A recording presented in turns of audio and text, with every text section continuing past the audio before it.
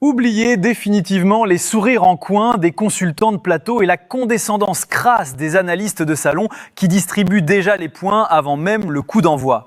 Quand le tirage au sort a placé Haïti dans la poule de la mort aux côtés du Brésil, du Maroc et de l'Écosse, la sentence des ignorants est tombée immédiatement. Une simple présence de figuration, un petit pousset condamné à ramasser des valises de buts pour sa deuxième participation historique.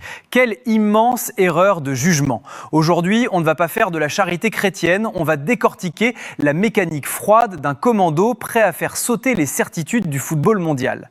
Haïti ne débarque pas dans ce tournoi pour admirer le paysage, mais avec un réservoir de confiance absolument colossal, accumulé depuis plus de 2 ans sous la houlette de Sébastien. Le bilan de ce staff technique est une anomalie statistique que personne ne veut regarder en face. 13 victoires, de nombreux partages des points et seulement 5 défaites. C'est le bilan d'une équipe de tueurs à gages qui a littéralement marché sur la zone CONCACAF, s'emparant de la première place du groupe C avec 11 points au compteur lors des qualifications. Alors oui, je vous entends déjà arriver avec vos gros sabots pour minimiser la performance en disant que devancer le Honduras, le Costa Rica ou le Nicaragua n'a rien d'un exploit planétaire. Mais la dynamique de la gagne et les certitudes collectives ne se négocient jamais à la baisse. Sébastien Migné a réussi à bâtir une véritable colonne vertébrale, un bloc de granit qui avance avec des principes de jeu d'une clarté limpide. Cette équipe possède des garanties et des armes structurelles que beaucoup de grandes nations en crise institutionnelle lui envient.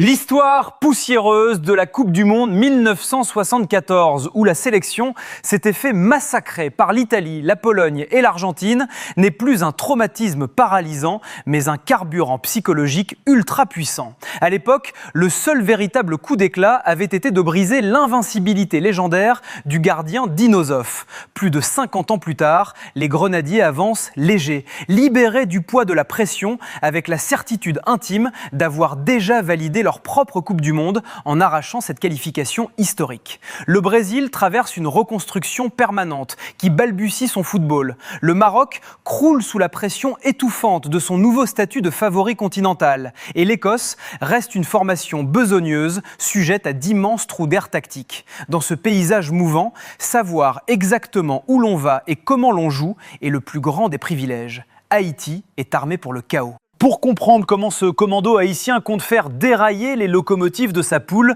il faut plonger les yeux grands ouverts dans l'architecture tactique dessinée par Sébastien Migné.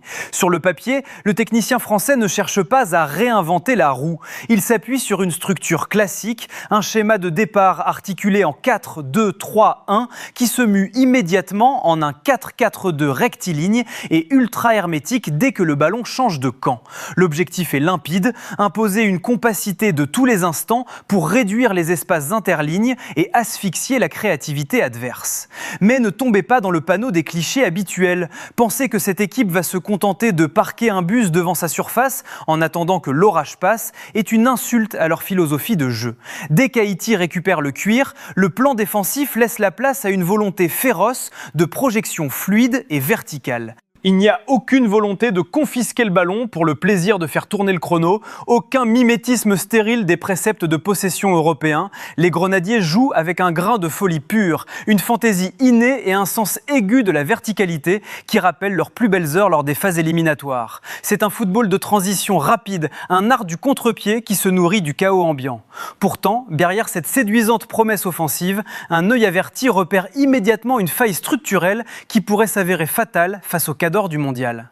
Dans ce double pivot du milieu de terrain, il manque cruellement une sentinelle de métier, un véritable numéro 6 de rupture capable de colmater les brèches et de stabiliser le bloc lorsque la pression adverse devient insoutenable. Il ne s'agit pas d'exiger un joueur de classe mondiale, mais simplement un profil de devoir, un casseur de ligne défensif capable de sécuriser la zone médiane dans les moments de forte tempête. Sans cette pièce maîtresse, l'entrejeu haïtien conserve une porosité inquiétante. Heureusement, pour masquer ce déficit, Sébastien Migné possède une arme de relance unique en la personne de Jean-Kévin Duverne. Posté au cœur de la charnière centrale, ce défenseur au vécu solide ne se contente pas de détruire les attaques adverses, il se transforme régulièrement en premier meneur de jeu capable de casser les premières lignes de pression par la pureté de son jeu long et la précision de ses passes laser depuis sa propre surface. Une rampe de lancement vitale pour alimenter la vitesse des attaquants. pour faire dérailler un groupe mondialiste où le Brésil et le Maroc font office de monstres sacrés.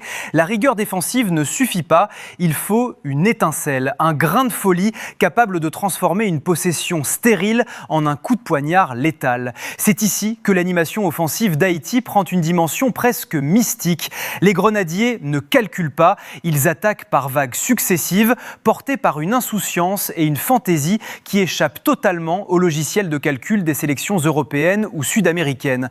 Au cœur de ce dispositif de harcèlement, Sébastien Migné s'appuie sur une véritable force de la nature, la star incontournable et la coqueluche absolue de Sunderland en Première Ligue, Wilson Isidore. Cet attaquant au profil athlétique imposant traverse la saison comme une véritable sensation, empilant les prestations de haut vol depuis que son club s'est installé comme le tube de la fin de l'été et du début de l'automne en Angleterre. Le gaillard possède une envergure physique dévastatrice, une vitesse de pointe exceptionnelle et une adresse devant le but qui ne nécessite pas d'avoir 50 occasions pour la mettre au fond. Dans une poule où l'Écosse va imposer un défi physique permanent et une intensité de tous les instants, le profil d'Isidore est l'arme de destruction massive idéale pour punir la moindre erreur d'alignement britannique. Mais la force de cette attaque réside dans sa complémentarité. Isidore n'est pas un soldat isolé sur le front. À ses côtés, sur l'aile, Josué Casimir forme un duo infernal, d'une complicité technique rare. Le virevoltant joueur de l'AJ Auxerre apporte cette capacité de percussion, ce sens du dribble et cette fluidité dans les transitions qui font lever les foules.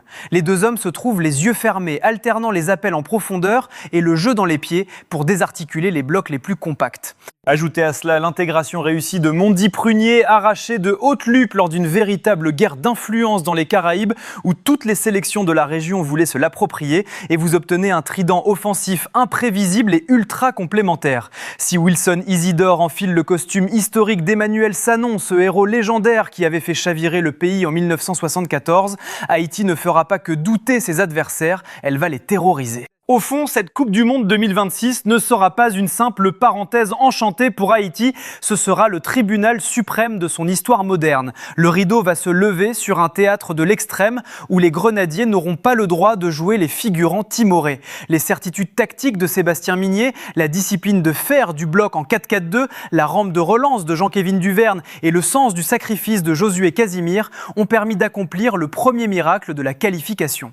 Mais le très haut niveau international possède une exigence froide et coupante comme une lame de rasoir. Pour bousculer un groupe aussi terrifiant, il faudra transformer chaque transition en un coup de poignard et prier pour que la porosité de l'entrejeu ne devienne pas une autoroute pour la créativité adverse.